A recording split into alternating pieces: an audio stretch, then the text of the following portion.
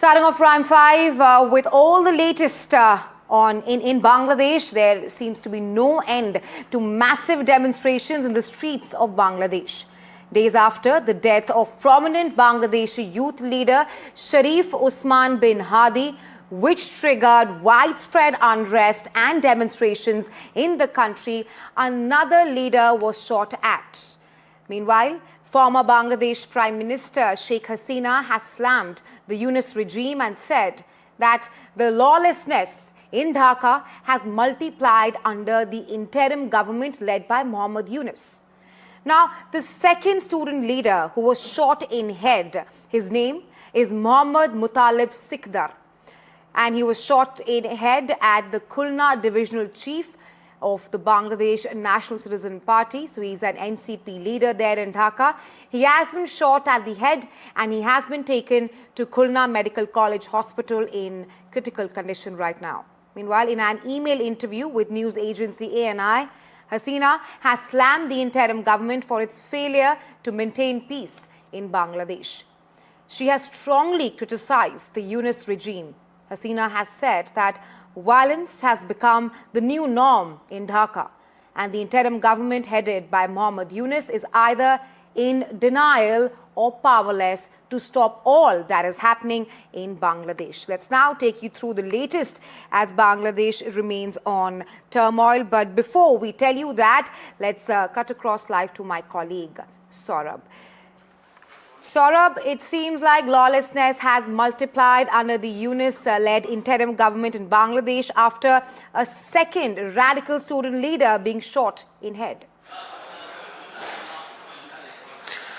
That's right. You know, this, of course, was an incident that was reported this morning from Khulna, which, of course, is far away from Dhaka. But again, this highlights the law and order situation in the country where extremists have been running amok. And, of course, the law and order situation ahead of elections scheduled in February seems to be questionable, to say the least. And whether it's fit for elections or not is something that, again, is being asked, given that there are forces that want to destabilize Bangladesh ahead of elections. Now, Chief Advisor of the interim government, Mohammad Yunus, who's basically equivalent to the Prime Minister in an elected government. Remember, Yunus is not elected currently. He has held a meeting today on the issue of law and order. In fact, he's held a meeting with all his advisors to try and find a solution to this ongoing violence that has also seen minorities being targeted. It was, the murder, the brutal barbarity of the attack on Dipu Chandra, who was pulled out of a garment factory and then, of course, publicly lynched in a brutal fashion. All of that has also drawn attention to what's going on in Bangladesh, which is emboldening of radical Islam forces, a complete breakdown of the law and order situation, and the Yunus government seemingly not in control of the situation. Right, Saurabh. Just to add to that, there's people are not just being targeted. It's not just minorities being targeted in Bangladesh, but also media top dailies like Daily Star and Pratham, all who are being targeted and their offices being vandalized. How perhaps do you see the situation panning out in the future? Because it seems like Bangladesh at this point of time has descended into chaos. Second radical leader being attacked, anti-India demonstrations, and it also seems like that Dhaka right now is peddling an anti-India narrative as well. Absolutely. And Mohammad Yunus, since becoming the chief advisor of the interim government, has taken decisions that can be directly traced to what's happening in Bangladesh today. For example, one of the radical Islam forces, a pro-Pakistan organization, is the Jamaat-e-Islami Bangladesh. Now, the Jamaat-e-Islami Bangladesh was banned under the Sheikh Hasina government. What did Mohammad Yunus do? He comes to power and he, of course, overturns that ban, emboldening them, facilitating their return to mainstream politics by also ensuring that they get their registration back to contest elections. Now, the Jamaat-e-Islami is not prepared at this point fight elections. It does not have the organization in terms of electoral machinery, and which is why many believe that the Jamaat does not want elections at this point, and it suits Mohammad Yunus as well, because if there are no elections, then he can continue in power without being elected. That's one. Now, as the Jamaat becomes stronger, its targets are very clear. One, of course, it follows a clearly pro-Pakistan formula. It has attacked institutions like Chayanot, and radical forces have attacked institutions like Chayanot and Udichi Shilpi Goshti. Newspaper offices like Prathamalo and Daily Star. Newspaper editors have been attacked, and minorities, of course. Right. Right, Saurabh, thanks for getting us the latest on this. We'll, of course, be tracking this story very closely with you.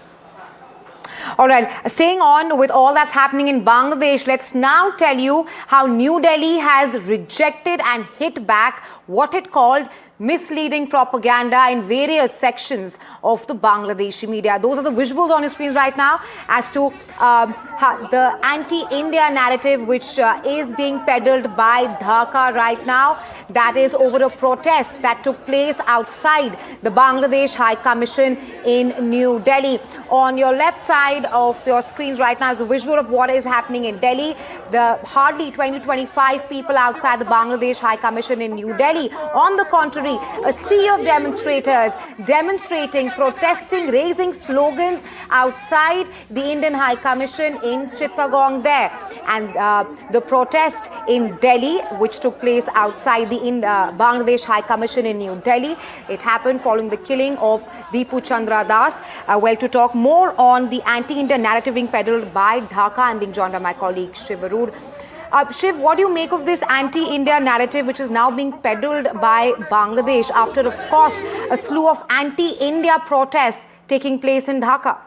Well, Rahesha, you know, those two pictures that you had up on your screen just a moment ago, and we'll put those back on our screen, shows you that the Ministry of Foreign Affairs in Bangladesh has extremely low credibility. It's become a bit of a laughing stock because they've issued a statement condemning the protest that happened outside the Bangladesh High Commission in Delhi. That's the image on the left. You can see 5 or 6 people, whereas the Bangladesh government said that these people scaled the wall and breached the integrity of the High Commission, which is incredibly untrue, as can be proven by these images. On the other hand, you can see images from outside the Indian consulate in Chittagong, which is a big Bangladesh city.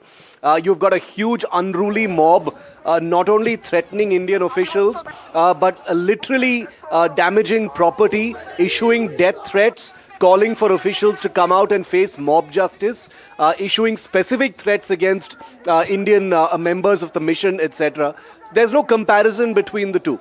The Ministry of External Affairs here in India has issued a statement saying that the sovereignty and integrity of all foreign missions is of utmost importance and security will always be provided, and that after a few minutes of the protest in Delhi, those protesters were actually dispersed by the police. Whereas in Bangladesh, which is rapidly descending into an Islamist terror hub for radicalization, issuance of death threats, lynching of minorities, and complete lack of law and order, over a year after the so-called revolution that overthrew Sheikh Hasina, the world can see very clearly where things actually stand. India doesn't need to fact-check Bangladesh, but the anti-India narrative over there is very contrived.